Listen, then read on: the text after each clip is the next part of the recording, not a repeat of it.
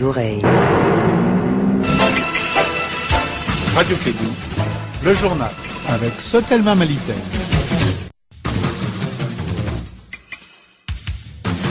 Bonjour à toutes et à tous et bienvenue dans ce journal. Au sommaire, libération de l'otage français Serge Lazarevic, deux djihadistes détenus à Bamako, Mohamed Ali Ag Wadoussen et Eiba Ag Acherif auraient été acheminés au Niger pour être échangés contre l'otage français. Le président de l'AMHD, Maître Mokhtar Mariko, joint au téléphone, condamne cette libération. Une rencontre de haut niveau regroupant les leaders et autres autorités coutumières et religieuses du Mali a débuté hier au CICB. Durant 2 jours, ils vont discuter sur la nature, les enjeux, les défis et les conséquences au plan local et régional sur les questions liées à la sécurité et au développement. C'est tout pour les titres de ce journal. Le développement dans un instant avec Fatou Sissé au micro et Fatou Fall à la technique.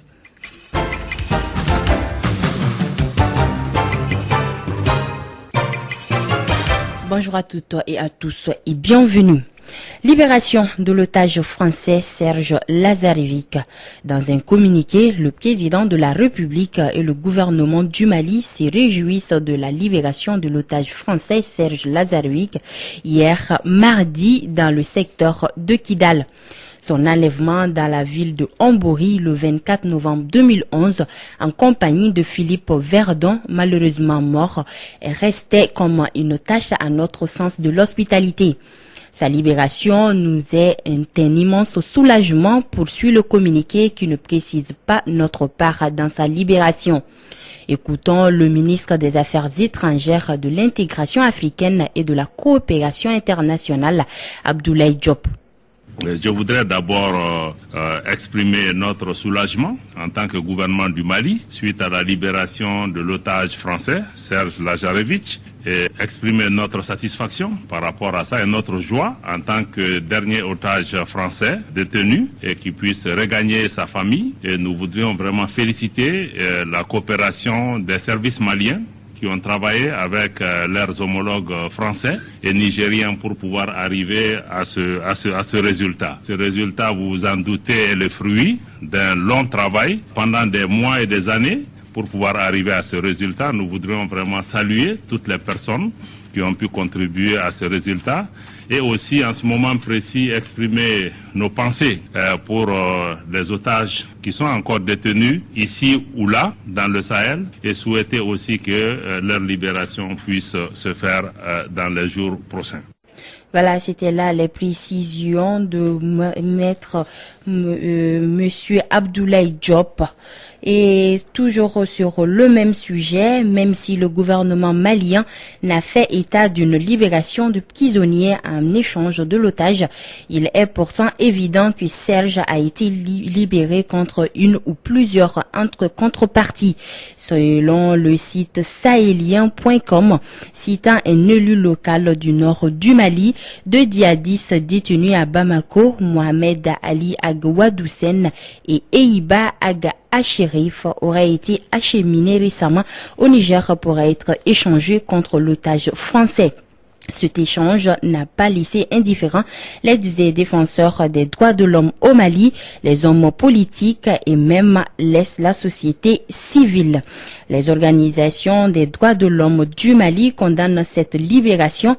Maître Mokhtar Mariko, président de l'AMHD, a été joint au téléphone par Kassim Traoré.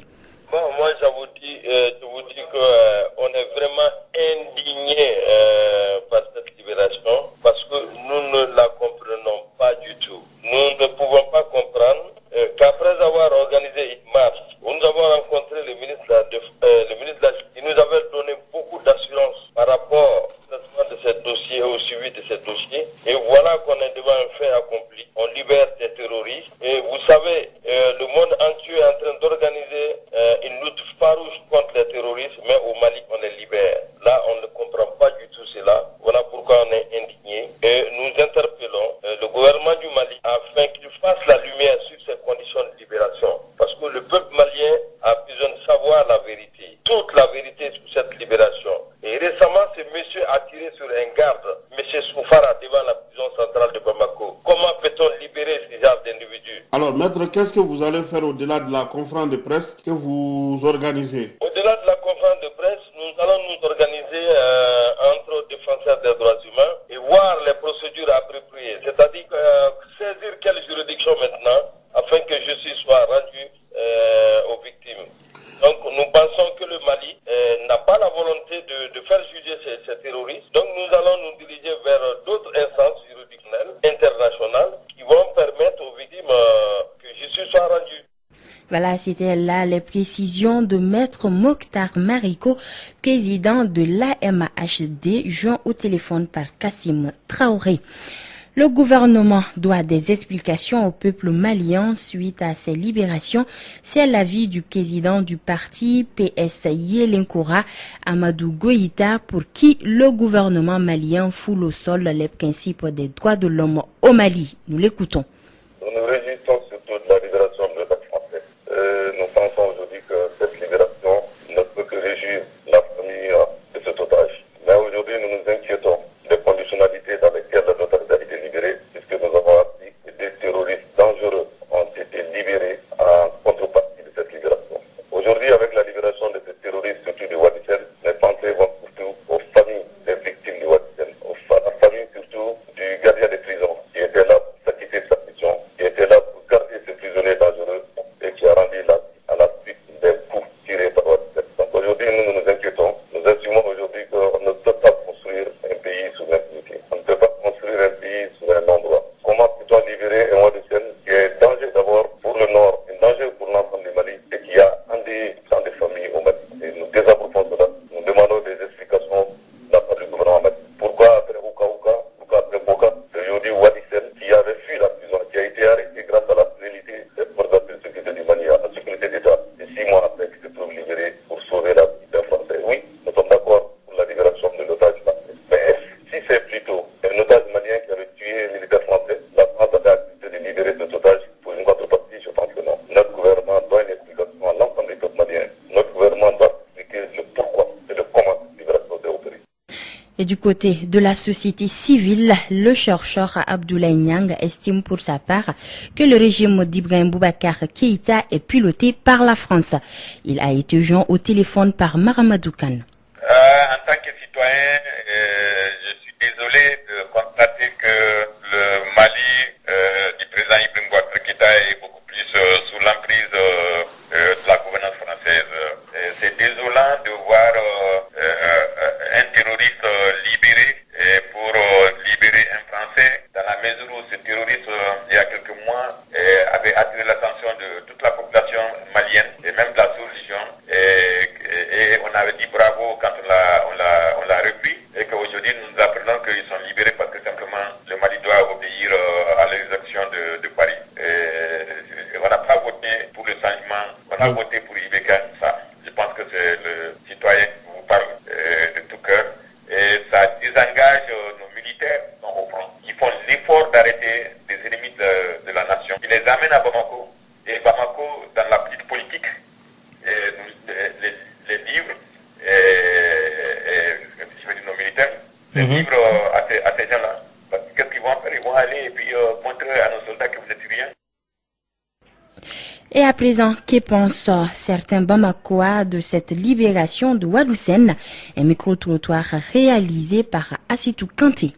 Je pense qu'on devrait prendre des mesures vraiment sévères pour ça. À chaque fois qu'un Français doit être libéré, il faut qu'on libère aussi les rebelles. Donc pour moi, ça n'a pas de sens. Et Serge a été libéré en contrepartie de 3 autres rebelles. Donc vous voyez ce que ça fait un peu. Mon avis sur les délibérations, la France est tout le temps complice. Ils maquillent les choses. C'est-à-dire, ils allument le feu, ils viennent jouer aux pompiers. La prise d'otages au Nord Mali, partout, sur le Sahel, les zones sahélo-sahéliennes, c'est tout le temps, ils sont tout le temps là. La France est tout le temps là. On prend jamais les Américains, on prend pas les Russes, mais c'est tout le temps des Français. C'est parce que c'est eux qui donnent de l'argent contre ces personnes-là. C'est une manière de financer la rébellion. mais en cachette. Parce qu'à cause d'une seule personne, tu peux pas donner le salaire de toute la France. Moi, je me demande pourquoi libérer 3 terroristes contre un Français. C'est pas normal. C'est parce qu'il y a un manque d'autorité. La libération de Wadi Sen, moi, je n'ai pas trop bien compris. Parce que lui, il a tiré sur des gens, sur des militaires. Et il y a eu même des victimes. Donc, il ne doit pas rester impuni. On comprend par ce tact-là que ça a été un échange. C'est pas bon pour notre nation. Je trouve que si c'est un moyen, ça fait partie des moyens pour faire venir la paix dans notre pays. Mais je ne vois pas pourquoi s'inquiéter. Un terroriste, il n'est pas dit que quand on est terroriste, on doit tuer tous les terroristes comme ça. C'est pas ça. Il y a une raison pour sa libération.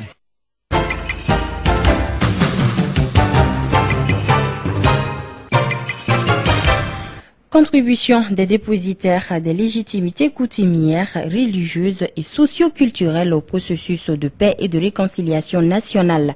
C'est le thème d'une rencontre de haut niveau regroupant les leaders et autres autorités coutumières et religieuses du Mali depuis hier à Bamako. Durant 2 jours, ils font discuter sur la nature, les enjeux, les défis et les conséquences au plan local et régional sur les questions liées à la sécurité et au développement. La rencontre est organisée par la Fondation Balanzan pour la gouvernance et la stabilité. Des précisions avec Maramadou Khan. Cette rencontre de haut niveau qui regroupe le monde des dépositaires de légitimité coutumière, religieuse et socio-culturelle du Mali a une grande portée selon Maka Moussa Kamara, président de la Fondation Balanzan, initiateur de l'événement. La finalité de ce processus est d'identifier avec vous et par vous quelques leviers pour les inscrire dans une stratégie nationale de sortie de crise. Pour le 4e vice-président du Haut Conseil islamique du Mali, les leaders coutumiers, religieux ou socio-culturels se sont toujours investis pour la paix et la réconciliation nationale au Mali. Cheikh Bilal Diallo dit Soufi Bilal. Cela s'explique dans un passé récent de la vie de notre nation lors de l'occupation du Grand Nord. Toute la population ont fui, mais les autorités coutumières et religieuses sont restées sur place, ont pu tenir jusqu'à la libération de certains prisonniers. Comment peuvent-ils être en harmonie avec le Tout-Puissant, leur Créateur? L'abbé Edmond Dambélé, représentant de Monseigneur Jean Zerbo de l'Église catholique du Mali. Quand ils se combattent, comment peuvent-ils reconstruire et unifier la société que eux-mêmes composent sans la réconciliation? Pour Aïda Belko Maïga, leader des femmes de Kidal, le socle de la stabilité au Mali se trouve encore dans nos vestibules, mosquées et autres églises. Le vivre ensemble à la sortie de cette crise sans précédent est devenu difficile. Malgré cela, et fort heureusement, la qualité des valeurs sociales, la tolérance nous ont évité les pires. Le ministre des Affaires religieuses et du culte partage ce point de vue. Chorno As Diallo. Il y a des signes. Vous prenez la société traditionnelle. Quel était le rôle de celui qui faisait les tracés, cette géomancie des terres? Quel était le rôle de celui qui se cachait dans la forêt? C'était des signes d'alerte. Attention, faites ce sacrifice. Les participants à la rencontre de Bamako sont des chefs coutumiers venant de toutes les régions du Mali, les leaders et guides religieux, les grandes familles de Nyamakala ou encore les confréries des chasseurs. Sur un tout autre plan, les collectivités territoriales du Mali s'engagent pour une meilleure couverture sanitaire universelle. Au Mali, moins de 15% de la population a accès à la couverture médicale universelle et 51% des dépenses de santé reviennent aux ménages à faible revenu. La problématique était au cœur d'une conférence de presse tenue hier mardi au CICB. Je vous propose d'écouter Issa Sissouma des mutuelles de santé. Ça voudrait dire à l'époque on ne parlait même pas d'assurance maladie obligatoire ni de ramène. Mais chemin faisant, on s'est rendu compte que les 3 dispositifs, quelqu'un qui échappe à la couverture obligatoire doit pouvoir être saisi par l'assistance ou a un moyen de contribuer par une mutuelle. C'est là où, quand je parle d'universalité, c'est tous les citoyens. On est dans cette salle, celui qui ne sera pas à l'amont va être dans une mutuelle ou va être dans l'assistance médicale.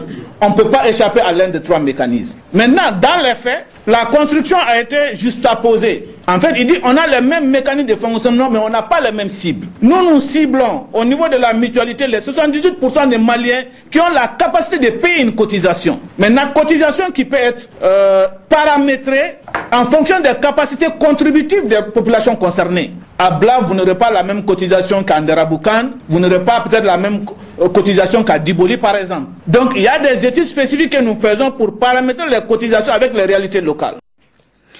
Page noire de ce journal, Fantani Touré dort désormais au cimetière de Mayamboukou. Ses obsèques ont eu lieu hier mardi dans ce quartier. Parents, amis, alliés, les autorités du pays, le président de la République en tête et les artistes du Mali l'ont accompagné dans sa dernière demeure. Le temps de la cérémonie a été donné par le grand chancelier des ordres nationaux du Mali, la ministre de la Culture et certains artistes. Voici les impressions de certains participants à cette inhumation.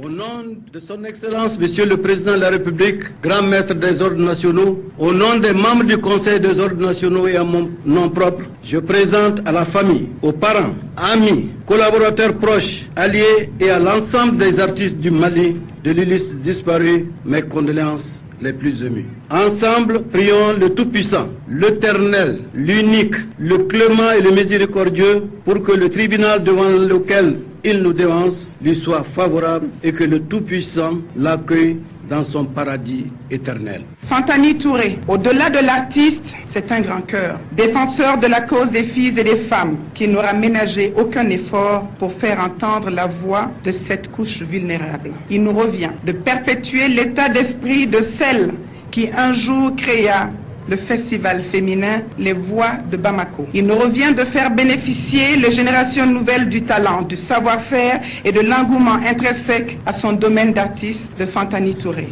La première fois que j'ai entendu sa chanson, sa voix, j'étais très ému et j'ai tout de suite accepté la produire. C'est une grande perte pour la culture malienne, pour les artistes maliens.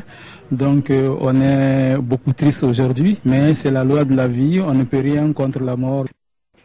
Que son âme repose en paix. Et c'est ce qui met fin à ce journal qui vous a été présenté par Fatou Cissé, mis en onde par Fatou Fall. Juste après ce journal, vous pouvez suivre votre émission sportive avec Djibril Kaba et Ousmane Traoré. Merci.